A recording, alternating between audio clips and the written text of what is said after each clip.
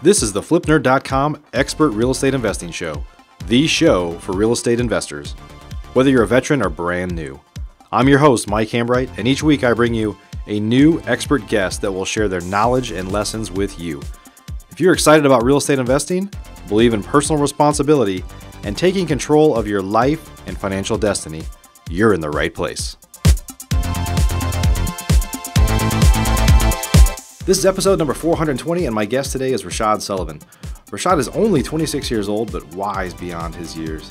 He got out of college just a couple years ago and followed the traditional path of going into corporate America, but quickly realized that it was not for him. In just his second year of investing, he earned more than 10 times what he was making annually in the corporate world. Today, you'll not only learn more about Rashad and his path to financial freedom, you'll learn what it takes to be successful in real estate investing. The importance of defining exactly what it is that you want, focusing on what you're good at, outsourcing the rest, and finding the right mentor and the right group of others to surround yourself with for support. This episode will inspire you and hopefully energize you into action-taking mode. Please help me welcome Rashad Sullivan to the show. Hey, Rashad, welcome to the show.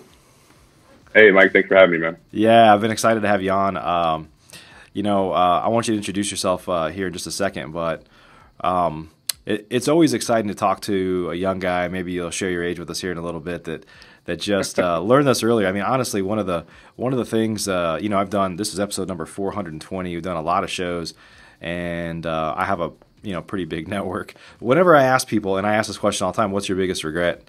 People always say, I wish I had started earlier. And so, man, I got to applaud you for getting started at a young age, and you're just crushing it now. So anyway, without stealing your thunder, tell us more about you. Who's Rashad? Yeah, man, thanks for that. It's funny, like even at my age now, I'm like, man, I could have started a little bit sooner.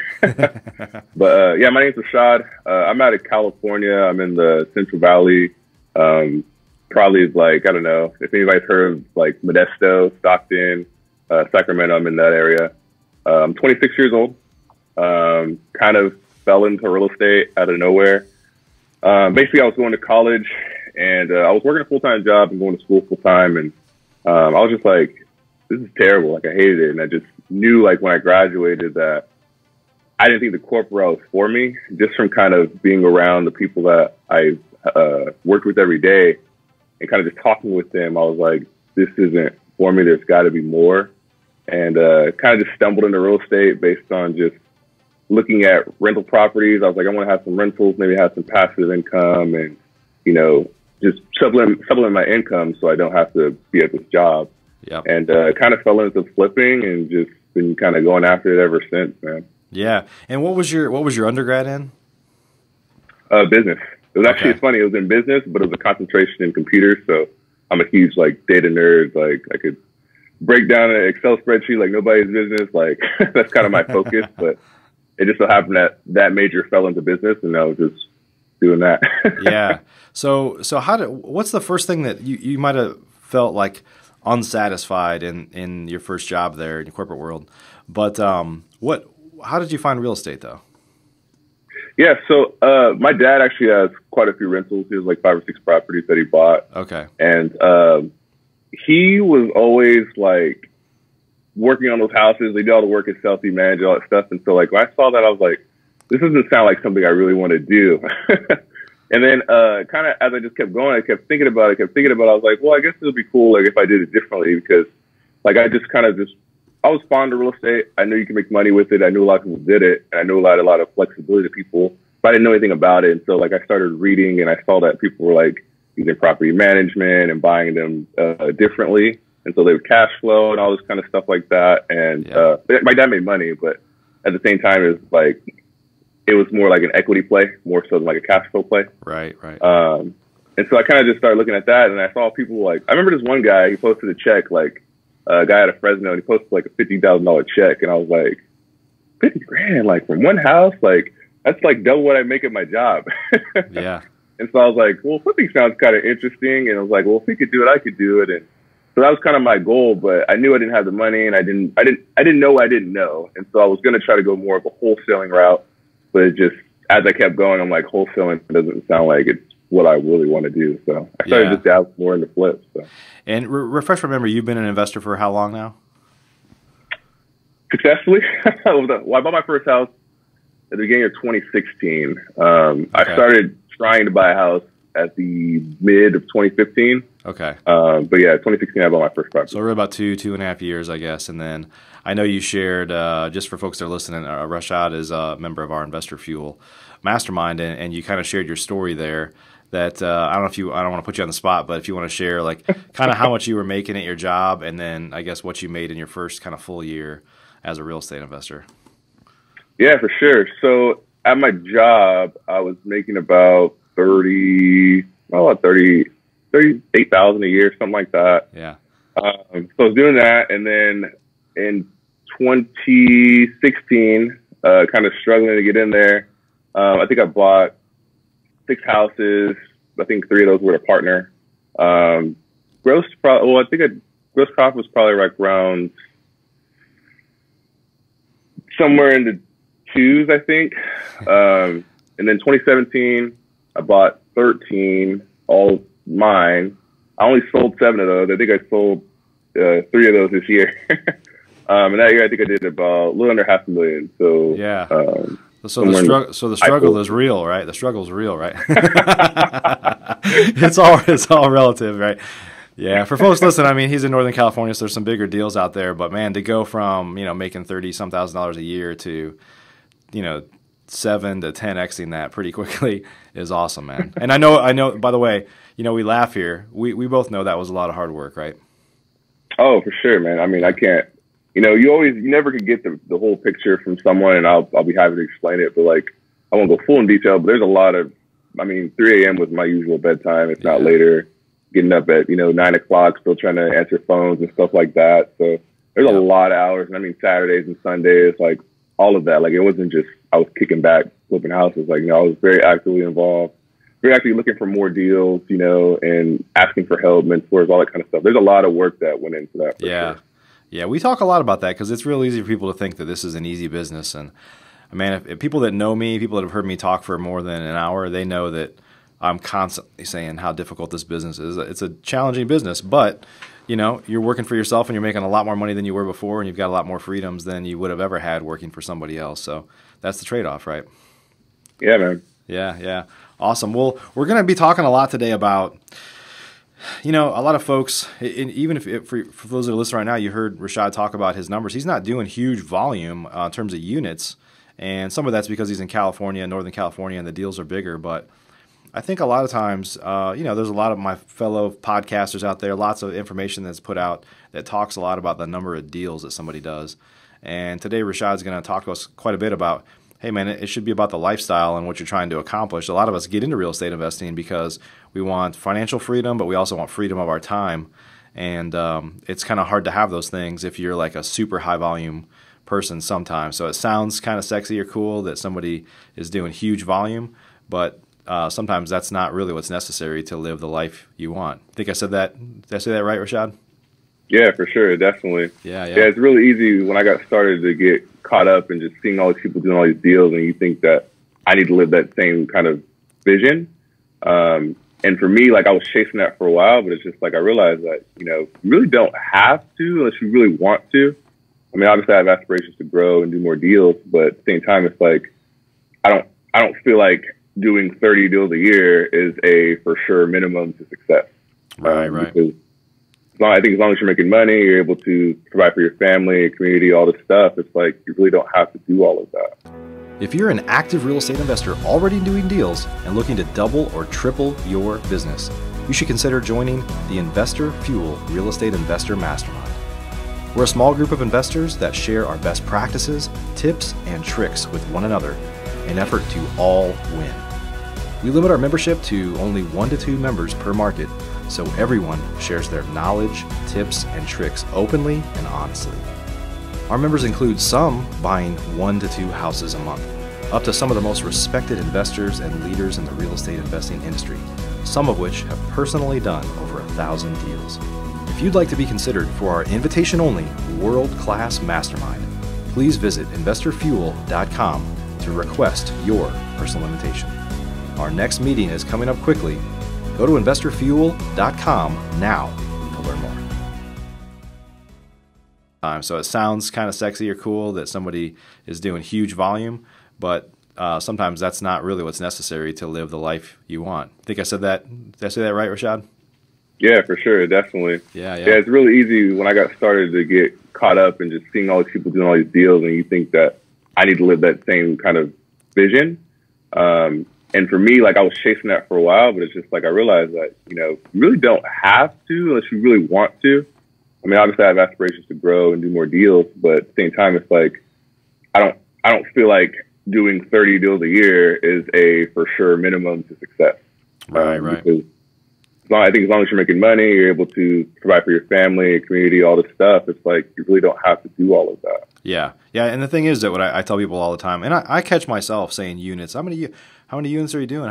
What's your volume? Stuff like that. But ultimately, another thing that I say is you can't put units in the bank. Like, that, none of that matters ultimately, right? Yeah, for sure. Sure. Man, you are wise beyond your years, my friend, for only being 26 years old. So talk a little bit about what you have to do when you get in this business to kind of, how do you figure out what it is that you want to accomplish if you're not focused on, I heard this guy and he says he's doing X and I want to beat him. Like, who cares about that? But just talk about the importance of defining what it is that you want. Yeah, definitely. And I'll be pretty vulnerable here. Like, when I first got started, I had no idea. Like, I was just like, whatever this guy is doing, I'm going to do that. And that's the way to do it. But I think really looking back, I wish I would have clearly defined things as far as like, I would like to make this amount of money and what avenue should I take to get there? If that's flipping, wholesaling, development, whatever the case may be. I mean, I know a guy who does one development deal a year and he makes 7 figures, and that's awesome. That's great. Like, he has a pretty, I won't say cushy lifestyle. It still works, but at the same time, that's what his avenue was. Yeah. And so I think getting clearly defined on like, what you really want. Do you want a huge team? Do you want a lot of staff? Obviously, we all have a revenue goal, but I think we don't have to necessarily equate that to units. I think we just have to figure out what am I passionate about? What I really want to do? How hard do I want to work? I think all those factors kind of boil into what you should do moving forward from that. Yeah. And, one thing that I see a lot of investors do is it's funny how investors, no matter where they're at, seem to fall into the same trap. It's like this feast or famine situation, right? You might be making a lot of money, or you just did another deal that you're going to make a lot of money, but somehow in your mind this fear kicks in of, well, I don't know if I'm going to be able to find another one of those, Yeah. And so then you're always worried about doing more deals or feasting because you're afraid of the famine. Yeah, man, that's so true, man. And I can think back, like, I quit my job in mid 2017, which is crazy because you're like, what the heck? Like, what are you still doing there? But I think the fear of just not being able to do another deal, like, yeah, I had a great year, cool. Like, but what about moving forward? Exactly. Like, what if it's over now, And then just like the fear kept me at that job for so long, and I was miserable. I should have quit in the beginning of 2017, but I just couldn't do it, man. I was just so scared I couldn't do it, but I finally had to. I just couldn't do it anymore. Yep. Yeah, and I think back to the goals. It's really important for people to realize that, like I said, we all get into this for freedoms, right? And then sometimes people end up just doing everything themselves. I know you're working on some issue. We're all constantly trying to fire ourselves from certain parts of our job, right? But I say we all are. There's a lot of people that don't. They're just like, I'm just going to do it. They don't have no plans to grow outside of themselves because they don't, they don't want to have employees, or they don't want that extra expense or whatever it might be. But what ends up happening is you just get trapped into yet another job. I mean, you're not really an entrepreneur. You're self-employed, and the job owns you instead of you owning the business, right?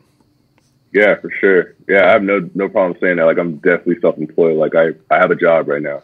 Yeah. It's a well-paying job. With a lot more freedom, but it's still a job, man. Like, if phones ring, I mean, actually, after going to Investor Fuel, a lot of that stuff helped me out. Learn to outsource some of that stuff. Before, if the phone was ringing, if I'm sleeping, it's whatever time it is, like, I'm gonna wake up and answer that call because it could be essential money.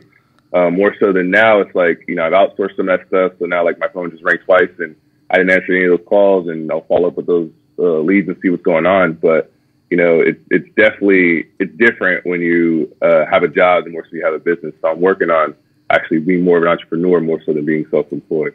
Yep. Yep.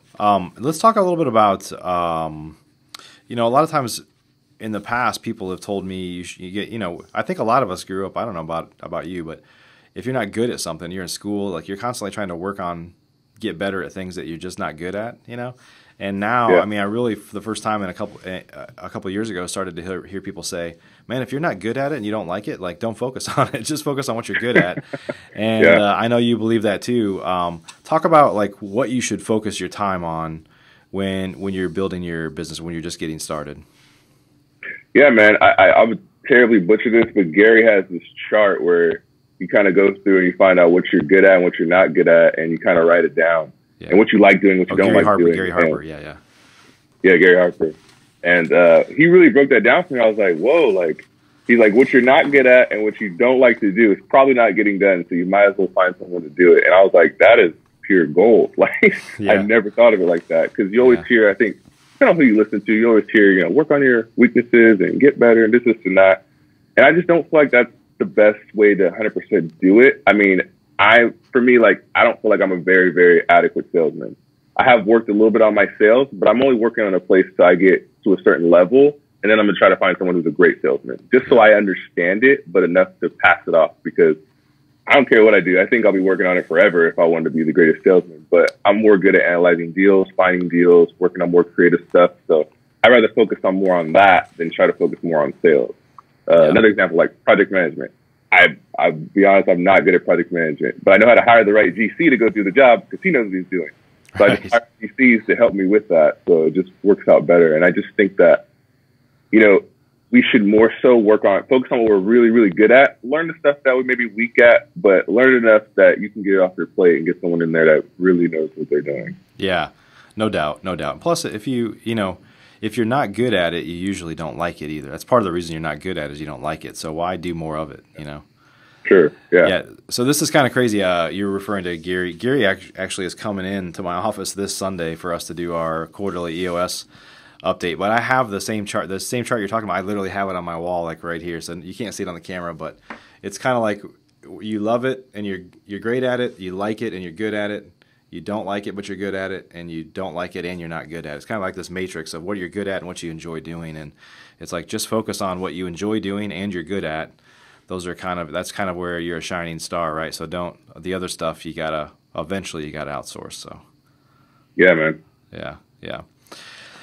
I would argue that most real estate investors should never focus on the administrative stuff, right? Because we're driven entrepreneurs, right? Like there's no way.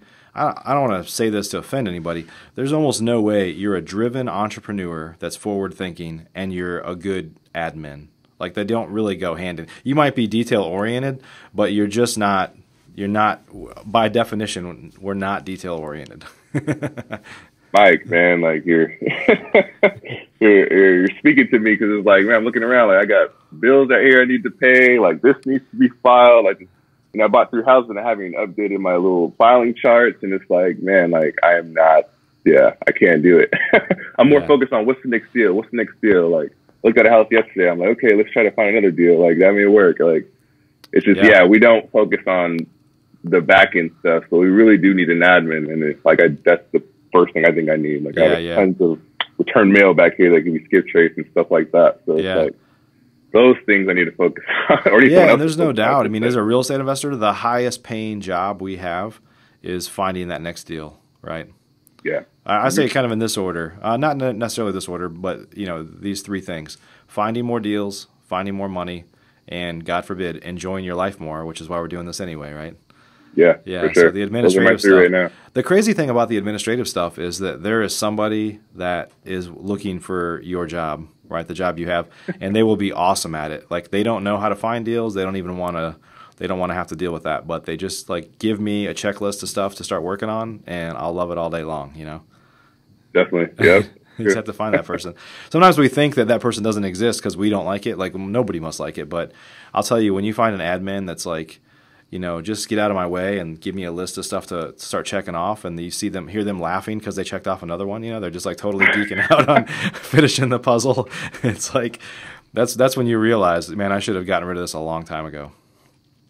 Yeah, man, it's the same thing I think of like with my CPA. Like I can't understand taxes. I don't like bookkeeping. I like knowing where we're at, but I don't like the process to get there. I was talking to my CPA yesterday. He was super juiced about, oh, we can do this, we can try this, and once I get your books, I can have this. And I'm just like, yeah, dude, whatever. Like, I'm like, yeah, let's get it done. Like, because I don't want to think about it. Like, I don't want to focus on that stuff. I just want to focus on buying more houses and moving forward. So. I used to have a CPA and a tax guy, and he would give me tips, you know, like what to do, and he would start giggling, and I was like, that guy's in the right seat.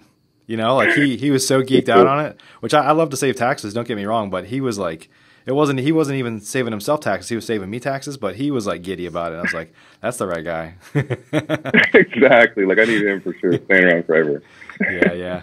So let's talk about, you know, how I know you listened to some podcasts, other things you did when you were kind of getting started, but talk a little about kind of the importance of a mentor or somebody to kind of lean on for guidance. Oh man, yeah, I can go on and on here. Like when I first got started, like obviously a lot of people talk about it, but you're like, yeah, that costs money, and I'm not trying to do that. And so for the longest time I fought it. I was like, I'm not going to have a mentor, I'll figure this out. And then 5 to 6 months later, I'm like, oh man, like I'm really struggling. I'm running out of money. What do I do? And it's like, I finally gave in and got a mentor, and it's like, I wish I would have did it a long time ago.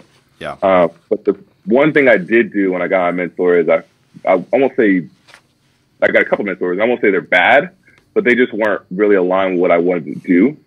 They were a mentor in the real estate realm, but they were the wrong mentor. So I would 100% recommend getting a mentor, but more so than just getting a mentor is getting someone that you want to do. Like, if you want to be a developer, like, don't get a flip wholesale mentor. Like, that makes no sense. Or, you know, if you want to strictly flip, you know, you probably don't really want to get a wholesaling mentor as your primary person. Maybe for lead gen, but as far as like to build out the flip side of your business, there's a whole other avenue. And so you need a whole other skill set that mentor may not be able to give you. So it's more so, yeah, you need a mentor for sure. I would 100% recommend it, but more so than just getting any mentor is getting the right mentor. And I wouldn't recommend getting someone because they're cheap. And that's what I did. I was like, oh, well, this guy, you know, a couple $1,000, I'll just do that.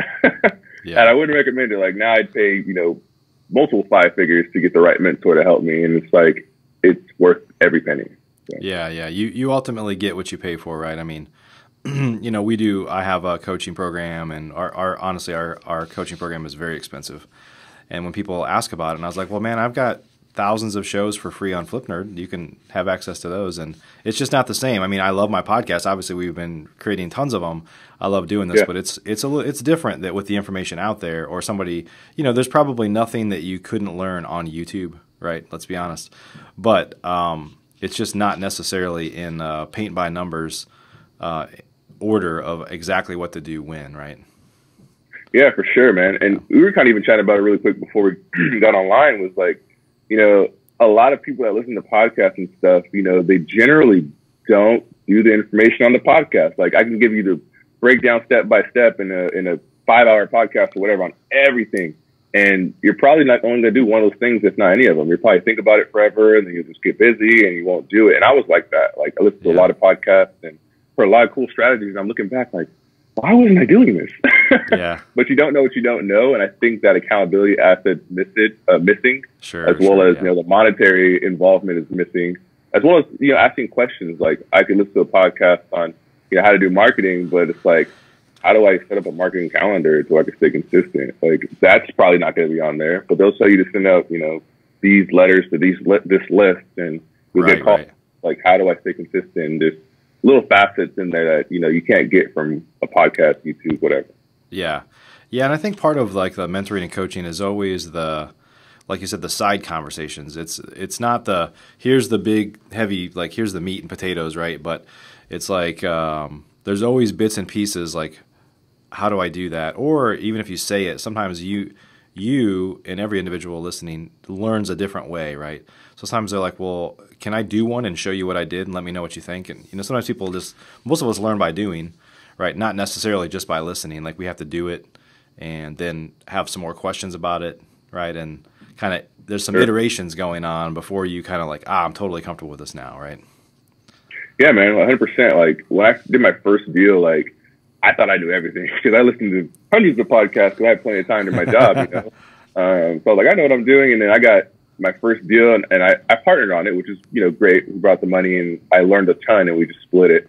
But I learned so much just by doing that process, being at the job site, escrow, who to talk to, what a binder is, like all these different things, and I think that's really necessary. And you can't get that from a podcast. Like, it's not the sexy thing to talk about, so it's not going to be talked about. So you really got to learn, like you said, learn by doing. And by doing is, getting out there or if you don't learn by doing, you learn with a mentor in correlation with doing. So I think it's a good pair to have a mentor as well as be striving in a certain area, because they can help you with stuff that, is not talked about and not known. So. Yeah. Awesome. Yeah. I mean, and I think even, you've been in the business for just a couple of years here, but what you start to realize, and I tell people this all the time, I mean, I probably spend between $50,000 and $100,000 a year on additional education. I mean, I've been in the business for 10 years. I've bought hundreds of houses.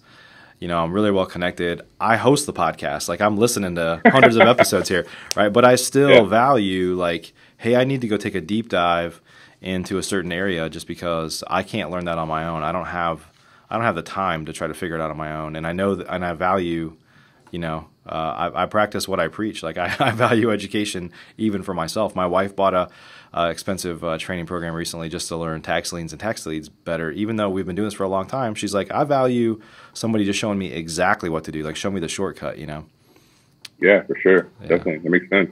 Yeah, awesome.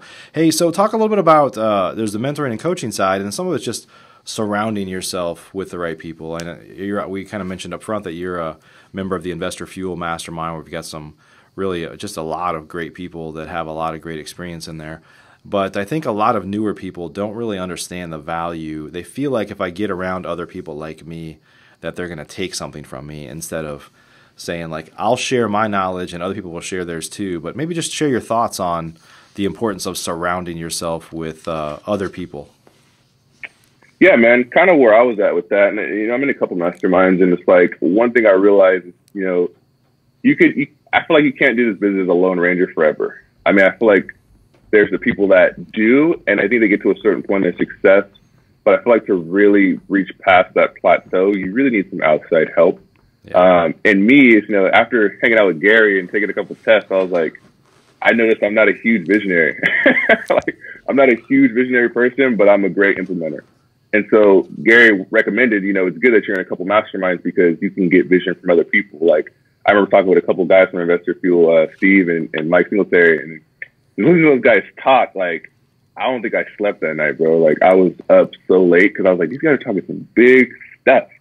But it's helped me to cast vision on my own business. Like, if I want to get to a certain place, these are the steps that need to happen and what's possible and stuff like that. So just getting around a mastermind and talking with other people, and even if you don't have aspirations to go big, like, just talking to other people to help you get over some stuff, because there's somebody out there that's been through the same situation you've been through. I mean, me being one of the younger guys in the room, like, a lot of people didn't want to talk to me. And then, like, kind of when I started opening up, talking about business, a lot of people were, like, interested. And a lot of the other guys that were, killing it came up to me and started giving me some great advice. Like, dude, stop doing this, do this, do this.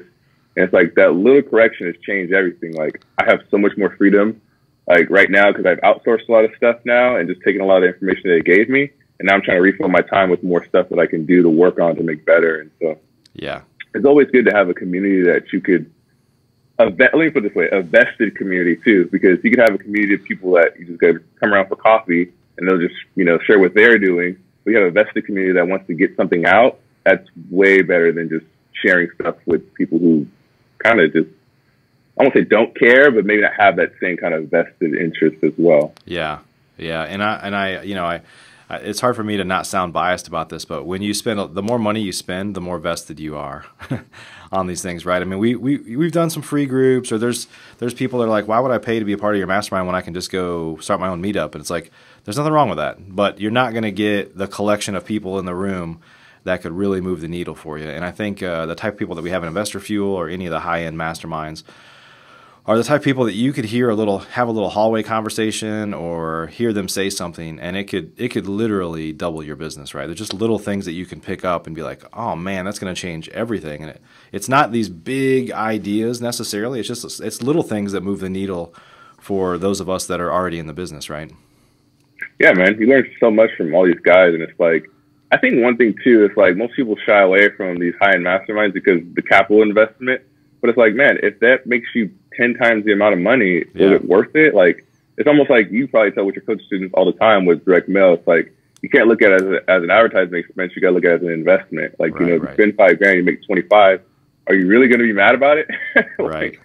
In the long term, it all boils out. And I think these masterminds help out a ton, especially for me, like just the community and having people that, that understand the business and want to grow. And it's like getting around these people just helps a ton. And I'm not pushing the mastermind by no means, but I will say like it's definitely changed my business and my life. So yeah. And also like too, like me being kind of young, it's like I don't have many friends that are doing this. Right. No, it's a lonely business, right?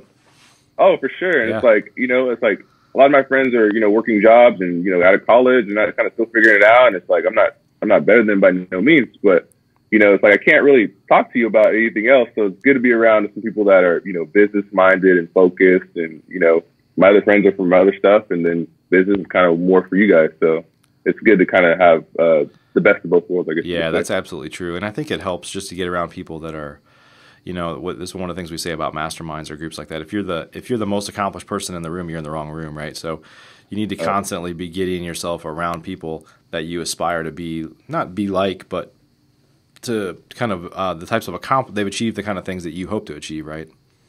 Yeah, definitely, 100%. Yeah. Awesome, man. Well, any kind of final words of wisdom here you want to share for those that are getting started? I mean, one of the themes that I think we're trying to get across here is don't focus on volume. Just focus on building a business that you love, right? Yeah, definitely. No, man, it's just don't get caught up in the hype, I guess. There's a lot of hype out there, and I was caught up in it a lot of times. And I think also, too, it's like comparison really kills your joy. You get out there, and it's like, I read the other day, like another kid out there is like 21, and he's going to do almost 7 figures this year. And I was like, whoa, like even I caught myself like, man, like I'm 26, this and that. But it's like, man, he's killing it. Like I'm doing well. Like, does it really matter? And it's like, I guess you can only live the life that's yours. You can't live your life through someone else's perspective. And so it's like, man, just build a business that you can be happy about, keep your head down, keep working, and just keep going for it, man. Like don't let other people dictate your happiness. Yeah, you know what I mean? For sure. Yeah. And hopefully for folks listening, one other thing we got across here is Rashad's 26. He's doing well now. We all wish we could have started earlier. But if you're listening right now and you haven't started, there's this, I'm going to screw this quote up, but it's like the best time to get into real estate was 30 years ago and the second best time is today. Like if you haven't started yet and you just heard somebody that's 26 years old talking about how they're crushing it, don't let that discourage you. Let that encourage you to just go ahead and get started. Like don't wait another day. None of us are getting any younger, right? So now is the time, right? Hey, Rashad, if folks wanted to learn more about you, I know you don't have a whole lot of social stuff going on, but any way where they can go kind of follow you or follow along, do you do anything on social media that you can share? It's funny, I don't, and I need to. I get a lot of real estate ads all the time from other stuff going on. It's just, I don't post anything, but I'm always on Facebook. Yeah. But yeah, you can look me up. My name is Rashad Sullivan. I have a graduation photo on there. I'm going to change. It's like 5 years old. So I need to change that. But you've been busy buying houses, man. Yeah, man, I have. But it's like other people probably added me like, who is this guy? So yeah, you can have me on Facebook. I'm always on Facebook. That's pretty much the only social I'm really on. Okay. That's probably the best way to contact me. Cool. We'll add a link down below in the show notes here. So awesome, man. Great to see you. We'll see you next week at Investor Fuel, by the way. Thanks for joining us. Yeah, for sure, man. I'm excited for it, man. I'll be out there. I'll see you then. Yeah, awesome. Take care, buddy. Have a good day. Hey, you too, man. Hey, everybody. This is episode number 420. We're going to keep bringing them to you. So if you haven't yet, please subscribe to the Flip Nerd Podcast on iTunes, Stitcher Radio, Google Play, wherever you might listen to it at. You can subscribe to us on YouTube and watch our videos out there as well. Of course, you can watch and listen to everything on flipnerd.com as well. So we're going to keep them coming at you. Show us some love, and we'll keep these shows coming your way. Everybody have a great day. We'll see you on the next one. If you're an active real estate investor already doing deals and looking to double or triple your business, you should consider joining the Investor Fuel Real Estate Investor Mastermind. We're a small group of investors that share our best practices, tips, and tricks with one another in an effort to all win. Real estate investing can be a lonely business for successful real estate investors, but it doesn't have to be. Investor Fuel members meet 4 times a year, but we talk to each other 365 days a year, and we focus on improving the profitability of our businesses, improving the quality of our lives. That's why we do this, right? And making an impact on those around us so we can truly leave a legacy. We limit our membership to only 1 to 2 members per market, so everyone shares their knowledge, tips, and tricks openly and honestly. Our members include some buying 1 to 2 houses a month, up to some of the most respected investors and leaders in the real estate investing industry, some of which have personally done over 1,000 deals. If you'd like to be considered for our invitation-only world-class mastermind, please visit investorfuel.com to request your personal invitation. Our next meeting is coming up quickly. Go to investorfuel.com now to learn more. Thanks for joining us for this episode of the FlipNerd.com Investing Show. If you're not yet an elite member of FlipNerd, you're missing out. We have tons of great training, including a new detailed masterclass published each month and live training webinars with experts twice a month. Plus, you'll get access to all of our archives, where we already have a growing library of masterclasses and other training videos. Elite members also get membership in our incredible online mastermind group, where many of the top real estate investors from across the country, including many of the hundreds of guests I've had on the show in the past, are already members. Whether you're brand new, looking to get started, or a veteran, you simply must join today. I promise you won't be disappointed. To learn more or join today, please visit flipnerd.com/lab. That's flipnerd.com/lab. See you on the next show.